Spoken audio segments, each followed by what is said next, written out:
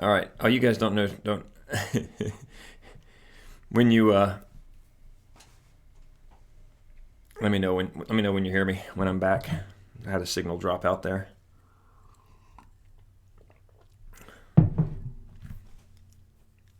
Should be coming up shortly here. You might have to go refresh it.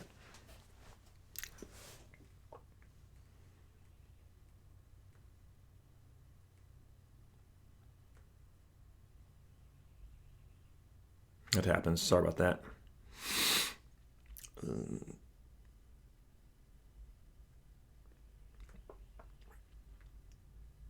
Okay, you're back. Sorry about that. Did you have to? Hey Tyler, did you have to go out and refresh and come back in, or did it just kind of start going again? I'm wondering. We might have a bunch of students who just leave. It's back. Thanks. Sorry about that. That happens. You guys don't know the game. If my signal drops out, I can still see your chat. It's weird. I'm not sure why that works, but sometimes YouTube they don't manage their packets very well, and every now and then they just doink you. Your video goes down. Yeah, it happens. It's just a drop. It's a dropout in signal, usually on the YouTube side. So it's just something. Right now, that so many people are hitting the internet so hard right now that it's just been a lot of traffic, and it causes these dropouts. And it's typically the video that goes down. I can still read your chat. So when it cuts off, when I lose my video feed, what you're supposed to do is type F, like fail. You had to close everything and load back up. Yeah, we'll wait to see when people get back in here. Sorry about that. So you have to hit, you type in F. I can still see that. That's weird. It's a weird thing that happens. But when the video goes down or it fails, you just hit F. And I know if I see in chat a bunch of people spamming F, then I failed. I failed as a person. I failed at life. And you can't see my video. And then I can reset and it pops back up again. Yeah, so hopefully people will figure out that they did it send you another notification when I logged back on? It's important to know. These are little technicalities. They're starting to get this worked out on Twitch a little bit. YouTube's still not great with the live stuff. Hey, Colin. Again, you might have to watch. There might be 2 videos now for this lecture. You might have to go back and watch the previous video. I don't think you missed anything. We can start it here. I was just talking about how we're going to recover from this. All right, hey guys. Okay, we're filing back in now. It did. Okay, good, Tyler. Thanks. So did you guys catch that? You got to hit F for fail.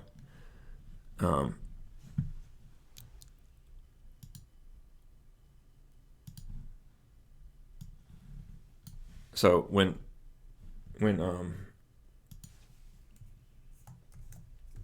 that's universal language right there. If I see that, if I see someone spamming F, so don't spam F unless I fail. But if the signal drops out, you just spam a capital F. I thought you young kids would know that. Why do I know that and you don't? You probably do it. You just didn't. You didn't think I would know it, so you didn't do it. I know that. I know the F thing.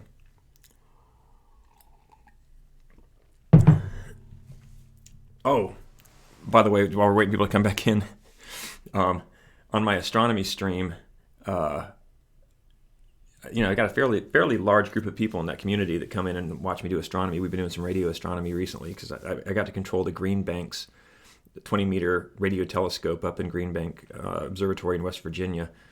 And one of my viewers, who's just a scientist and a very rich scientist, he's retired from his job and he just does citizen science stuff.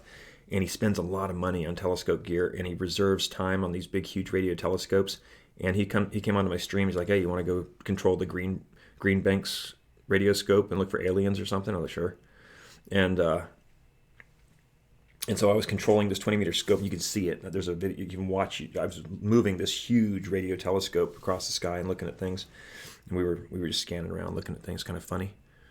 So let me get through the lecture, get this done for you guys. But the point of that is that a lot of the online astronomy community, which is it's a small niche. This is not a. This is kind of I don't know. There's a phrase for it. It's a big fish I'm starting to become a big fish in a very small pond over there. But there are a few big fish in that pond that are like Chuck from Chuck's Astrophotography and Dylan O'Donnell. He's an Australian astronomer. He does YouTube videos, and these guys have pretty big followings. Trevor has a couple 100,000 viewers on YouTube, and those guys are starting to tune into my stream. So Dylan O'Donnell checked into my stream, and I happened to be talking about him, about how big of a fanboy I was of his and his YouTube channel. And all of a sudden he's like, "Yeah, I'm here." And I'm like, "No way!" I got all silly. So that's starting to happen. Okay, enough. So we're going back to Chapter 16, Monopolistic Competition. Here's the good thing about Monopolistic Competition. First of all, let me give you the characteristics, and we'll get through these.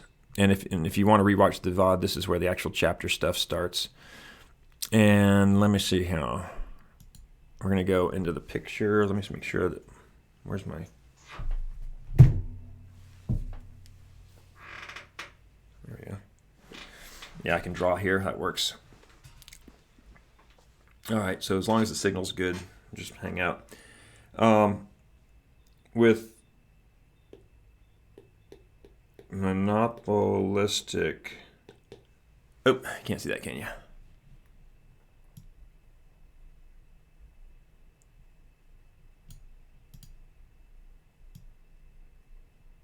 Be smaller down there.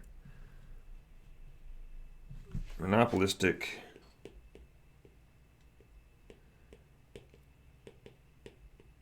competition. Monopolistic competition is a type of market structure. Let me go through the characteristics that we do. The number of firms is many. We've seen this before. We've seen when there's a lot of firms, that's like, hey guys, just getting back into the lecture now. We're talking monopolistic competition. Sorry for the fail. I failed.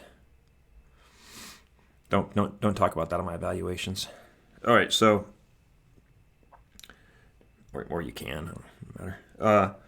Number of firms, there's many.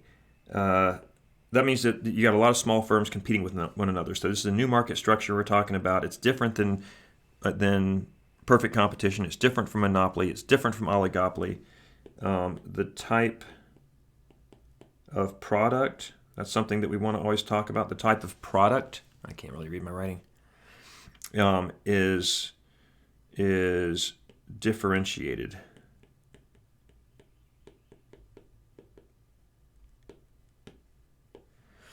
Type of product is differentiated. Oh, by the way, I was published on a website, The Resurgent, which is a political site, and so I don't care about the politics of the thing, but it was an Econ piece that they published of mine. I can give you guys the link to that if you want. It talks about the COVID-19 economy. That's the name of the article. All right. So you have a lot of players in this market selling something slightly different. So again, they're going to be competing in the same market, but they're all going to differentiate their product to some degree. What we're going to find is that product differentiation is going to be extremely important in your profitability. The better you can differentiate yourself from your competitors, the better you're going to be. And this is a good lesson for business in general. Whatever you're doing, you always want to differentiate yourself, right? You got to. How do you bring extra value to your customers? How do you do things better than the competition? That's what runs monopolistic competition. That's not true in perfect competition. Remember, in perfect competition, like truck drivers just drive trucks. The market's huge. They can drive as much as they can stay awake. As much as the law will allow them. There's plenty of work out there. They just have to keep driving. Although I bet that's probably dialed back here recently. So, and in monopoly, you don't have to differentiate yourself from your competitors because you don't have any competitors. Oligopoly, we already talked about that. There's a lot of strategic interaction between the firms. That was last chapter. And type of product, the demand curve. Demand curve is somewhat downward sloping. All right, somewhat downward sloping demand curve. That's going to make this look just like the monopoly graph. So if you get confused, you can look at the monopoly graph. That's the same one, and notice that they are the same. That's not an accident. They look the same, but there's a few differences that we'll add in. I'll talk about those in a minute. So we got a demand curve somewhat downward sloping. We've got entry. There are some barriers. Sometimes we say few. There's a few barriers, few if any, and that's gonna. So we'll talk about this with the examples. Examples: doctors, lawyers, restaurants, hairstylists, hair places. These are all examples of monopolistic competition. So.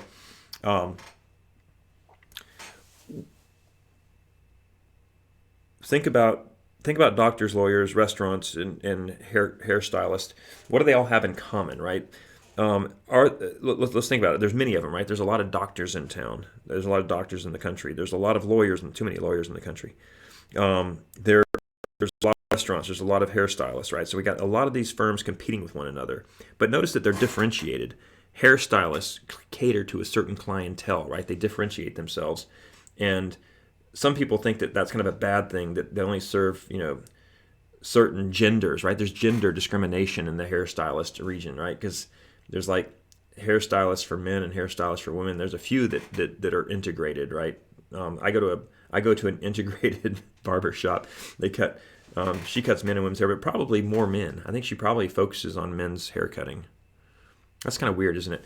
That's not sexism that people differentiate, and that it's not like people saying, "Ooh, I hate guys, so I'm never going to cut a guy's hair." That's not why they do it. They differentiate, right? They say, "Oh, I'm going to be a salon that does a lot of high-end hairstyling and coloration, right, with hair dyeing and stuff like that." And that's going to be something that is more differentiated by gender, right? So there's So those are levels of product differentiation where they're just specializing in a particular area.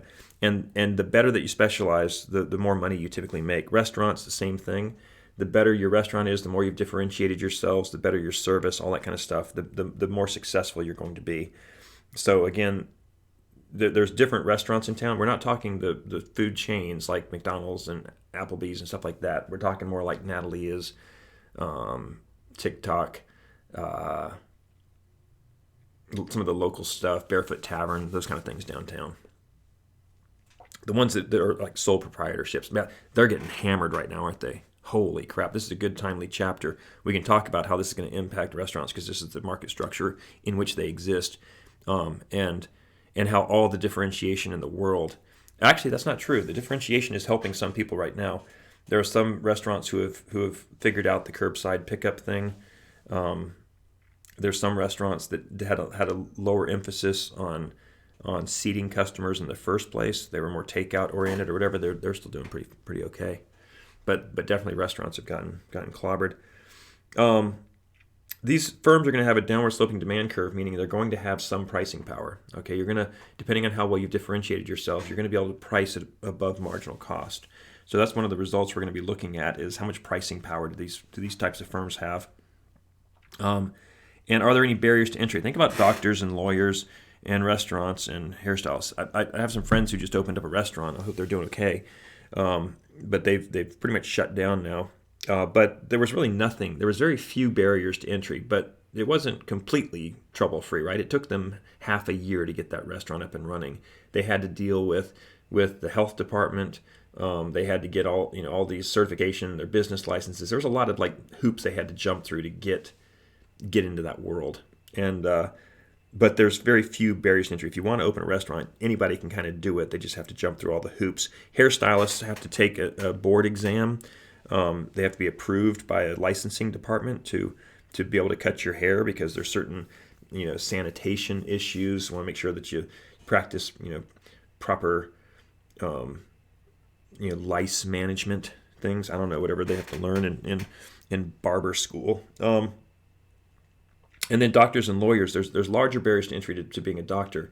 Matter of fact, what you see, sorry, in a lot of these things it's not COVID. That's not coronavirus, just a little cough. It's got something stuck in my throat, I promise.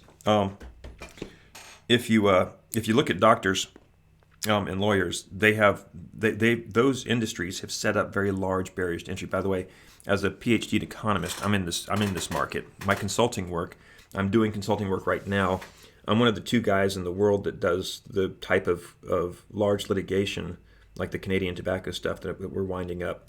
There's only two of us doing that on the plaintiff side. There's a few more out there there's a handful of people worldwide that do it, but we've secured the big cases that are currently going. So, and it's because we've differentiated ourselves. We do things. We provide services that, we strive for excellence. We had a comment in one of our meetings with the consortium of attorneys and the federal administrative judge who's handling the mediation right now, and they were like, the work that I just finished up in Canada, we had a month to do the work, and when they said, can you possibly do all this work that we're asking you to do in a month? And we were like, yeah, we got it. And one of the lawyers kind of objected to that. They said, I don't know that they can do this. Seems a little overwhelming. It's a lot of work. Are they sure they can do it? And one of the other attorneys that knows us well said, Glenn and Greg never miss a deadline. They'll get it done.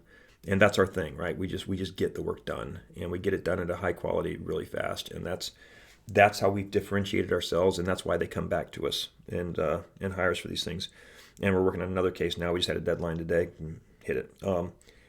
And so that's that market differentiation is key.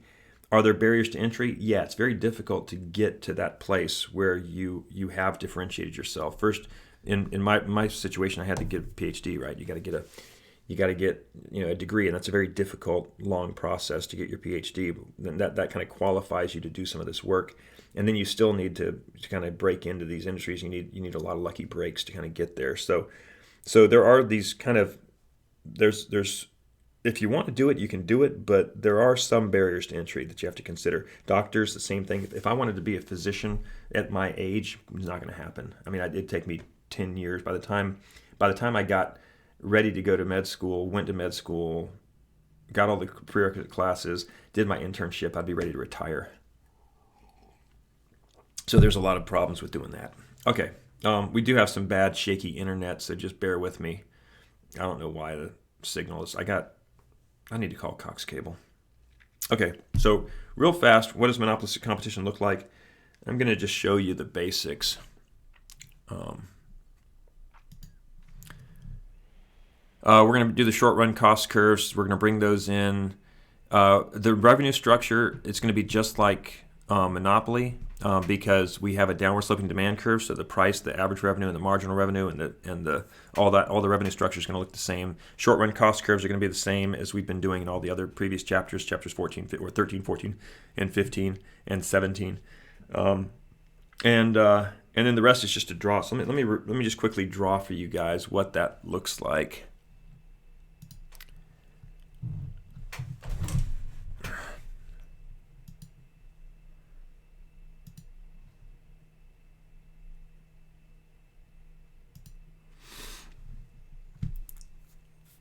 All right, internet's starting to look a little better. Hopefully that's coming through.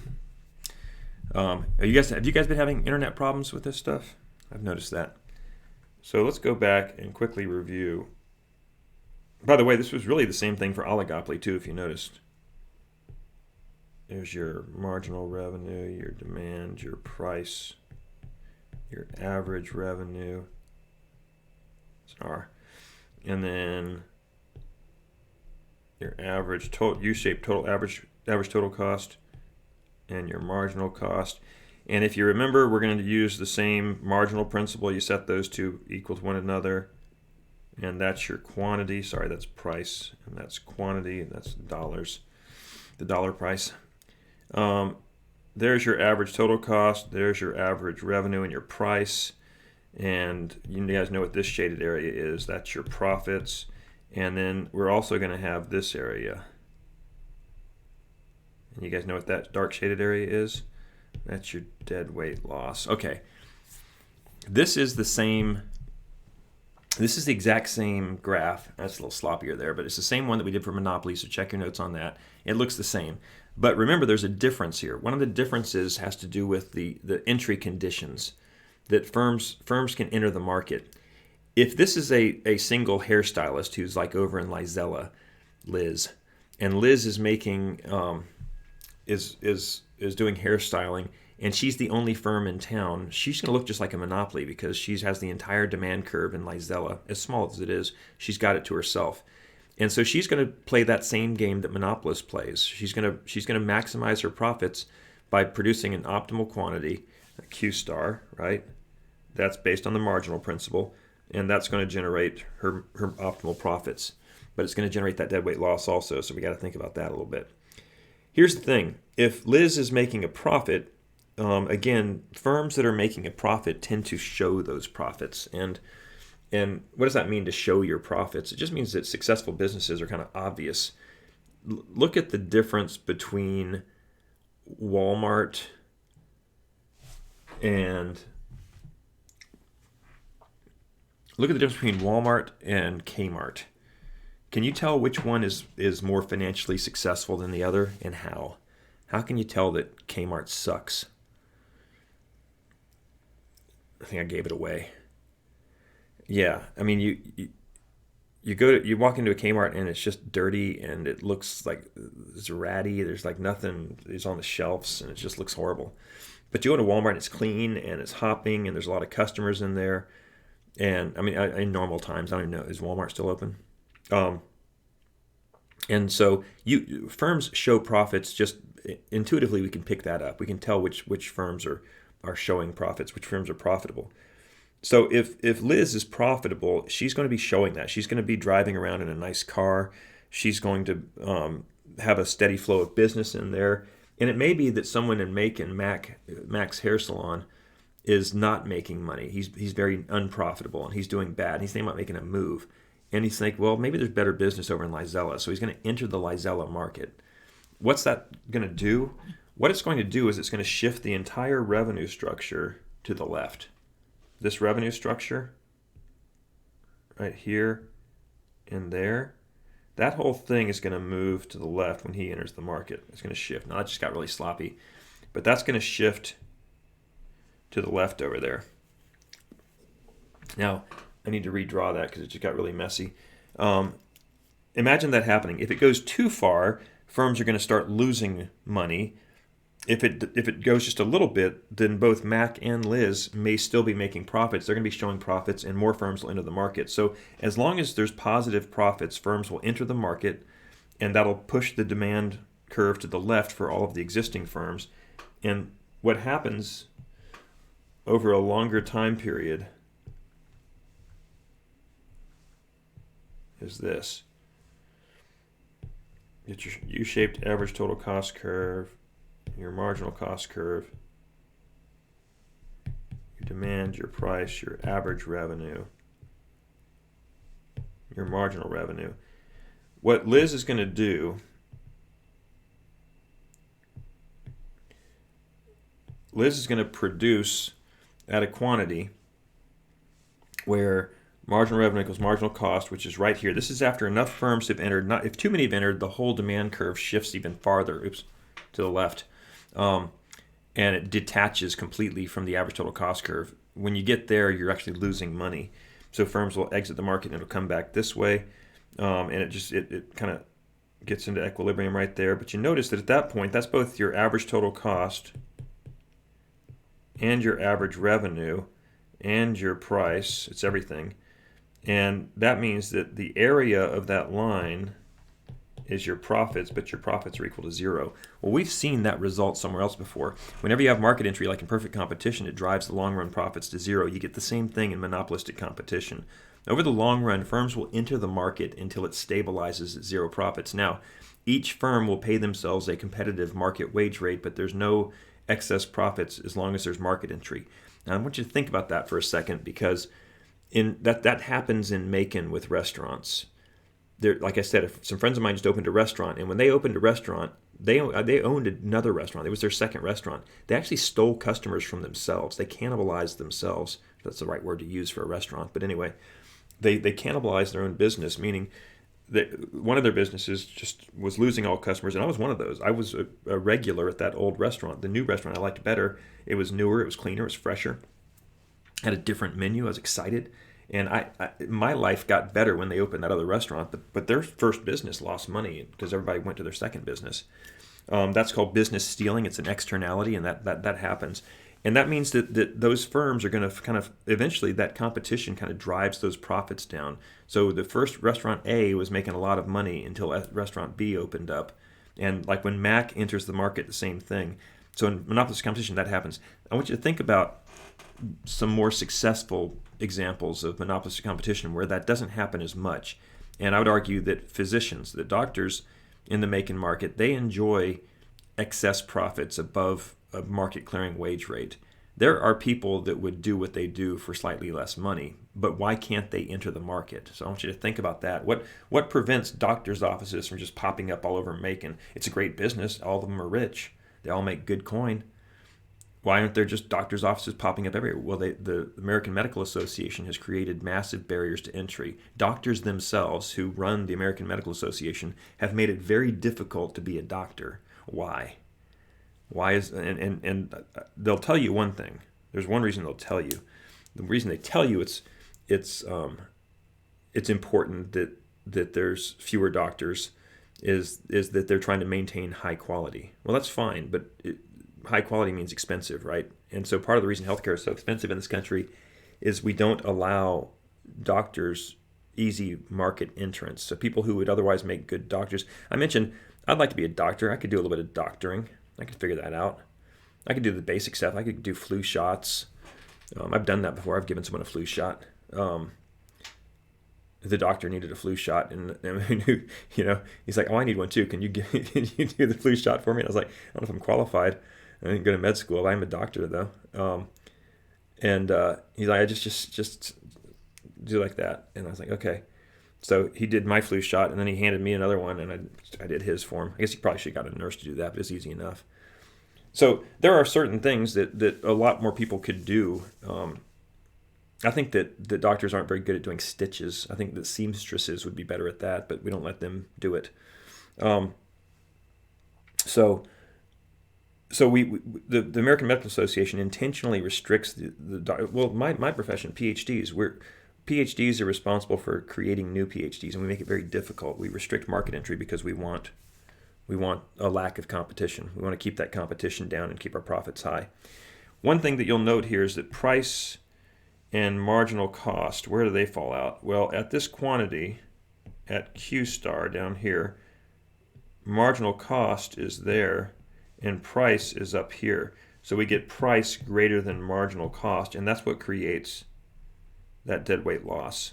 So the question is, what are we going to do with this inefficiency? The fact that all of these firms are actually holding quantity back to keep their prices high, and as they do that, as they hold the quantity back to keep their prices high, they're generating higher prices and deadweight loss, and they're still not even making a whole lot of profits. And so the question is, what do we do about that? And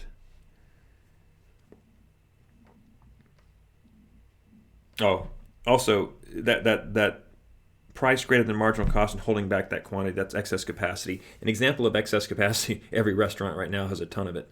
In normal times, if you go to a restaurant and you're hanging out, if you go to any restaurant in Macon, Georgia, in normal times at 4 o'clock in the afternoon, what will you find? They're empty, right? It's too late for lunch. It's too early for dinner. There's just empty seats. But you'll see a lot of waiters standing around doing nothing, picking their noses.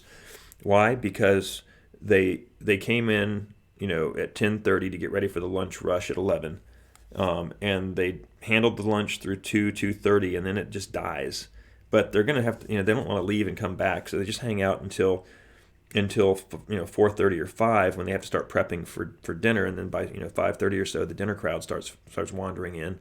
But through a large portion of the day, there's excess capacity. There's empty seats, and those empty seats are expensive. That's one reason why we have a lot of inefficiencies in this area. So we want to try to get some of these things back. First of all, I mentioned the externalities, the reduced demand or the business stealing externality. I gave you an example of that already, and I kind of gave you the product diversity example. The product diversity is this: when when that new restaurant opened up, now I have a choice of 2 different restaurants. That's a benefit to me. I'm glad that other restaurant opened up. Eventually, I'll go back to the first restaurant if they're still open, and that gives me an added benefit. So there's positive externalities and negative externalities associated with this. You see a lot of advertising in this area, and the question is, what do we do about it? And really, it's just too big of a market to regulate efficiently. So we don't have a lot of that going on. We do regulate a little bit. There's been, under the Affordable Care Act, there was some regulations on some doctors' charges and stuff like that, but it's just really difficult to do that. You want to kind of let the market do its thing. So in most cases, we just kind of let these things go, and we just want to make sure there's plenty of competition and that the positive benefits from the product diversity outweigh some of the negative deadweight losses and business stealing externalities. Advertising is a big topic here. You see a lot of monopolistically competitive firms advertising, especially when they have windfall profits. If they have a particularly good run like Liz did when she was doing her pretend example business, she had the money for a while. She could advertise and bring more people in. There's one way that restaurants advertise to try to get more people in the restaurant early. What do? They do a happy hour, right? Happy hour is an advertising technique that's used to try to get rid of some of that excess capacity. Get people in those seats early, and you do that with drink specials. Because otherwise, those waiters are just sitting around doing nothing until 7. When people want to eat dinner at a restaurant. Why do we eat so late at dinner at restaurants? No one likes to go to a restaurant when it's light outside for dinner. That's something. I have not been going to restaurants. I eat at restaurants every night. I've been eating at home. Had to learn how to cook again. I burnt a whole bunch of stuff because I don't care. All right.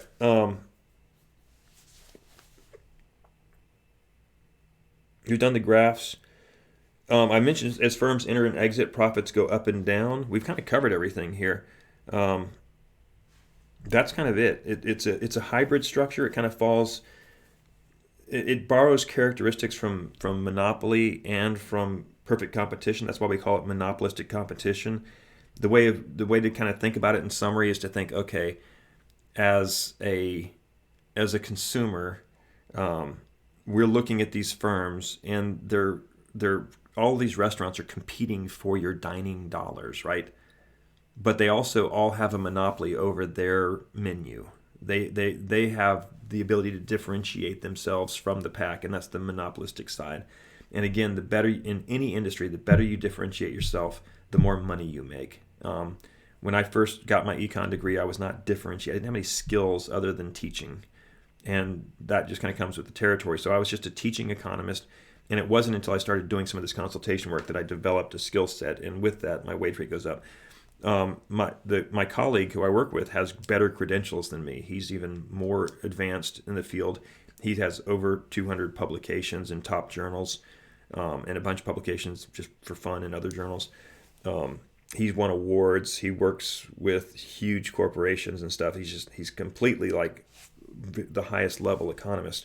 He's completely differentiated himself, and he's even more differentiated than I am, and I'm doing pretty good. And his hourly wage rate that he charges is twice mine. So I was thinking I'd like to charge what he charges, but why can't I? Because I have not differentiated. I don't have 200 publications to back up my expertise. He's just got it down. All right, so that's that. We're going to start chapter 18 next week. I'm going to go back to Monday next week. On Monday at 12:30, we'll do chapter 18. That was a good 30-minute lecture. That's pretty good length. That's better than coming. I mean, think of it. We just covered this whole chapter super efficiently. We didn't have to. I even wasted some time, and you didn't have to. Everybody didn't have to drive cars and waste all those resources to get here. This is the most efficient way to do this, except for the fail that I had. So if there's any questions, go ahead and hit me up with questions or comments. Chime in if you haven't, so I can see that you were here.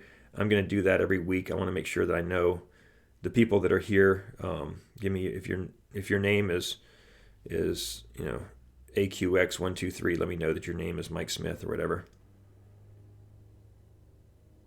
And in the chat there, and then we'll come back next week and do this again. Like I said, next week is your first test, your first take-home test in this new COVID class. I will have instructions with that on D2L. And after we finish the chapter, I'll release that test, and you'll have the week to go ahead and finish it. And then the next week we come back, we do a couple more chapters, and then the semester's over. You got your final exam, and we'll call it done.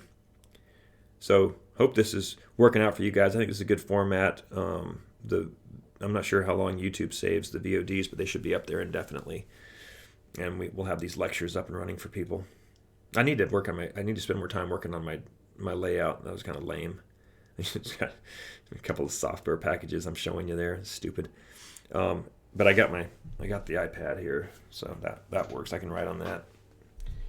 All right. So any questions? Let me know. Hit me up on email. Hit me up on where email. Use my greg.george at mga.edu. Use that one. I don't check the email.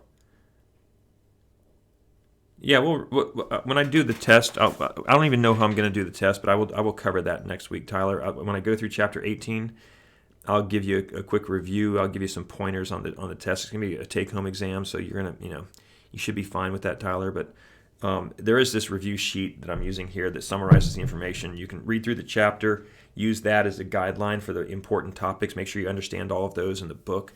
However you do that best, you can do that very efficiently. You can go right to those topics and read about them. You can find other resources online. Hell, I'm sure Khan Academy has done half of this stuff. You can use any online resources you want. It's all the same material. It's not like it's like English or something where everybody teaches it different. Or political science, where everybody has a different political view. This is just Econ. Yeah, you like this? Listen, I think it's a good format. It's fun. I think you guys would rather do this than drive to school and get infected with diseases. And we can. It's so efficient. 37 minutes, and I wasted time. I cut this down to 15. The whole class in 15 minutes. We could do a whole semester in one class. I don't know if that made any sense, but you know what I'm talking about. All right, guys. Well, if that's it, if there's no questions, I will do a review, Tyler, after the next. Or I can even schedule a different one. What I'll do is I'll probably schedule. Here's what I'll do. I'll probably do class on Monday and Wednesday next week. The Wednesday will be optional. Monday we'll do chapter. I'm going to kind of make Monday mandatory. So show up on Monday. We will do our regularly scheduled class for Chapter 18. Review that this week. Get prepared for that. If you have any questions, let me know. I'll get you your test on Monday afternoon. On Wednesday, I'll probably do a question and answer. So if you've worked on the test for those students who are kind of ahead of the game and want that kind of extra assurance, on Wednesday I'll just open up a question and answer, and we'll sit there and talk about COVID virus until someone asks a question. And that's how we're going to do it. All right, guys, that's everything. I will see you guys next week on Monday at 12:30, right here, same bat time, same bat channel, except for different time, Monday, not Wednesday. And we'll go from there. All right, guys, see you later.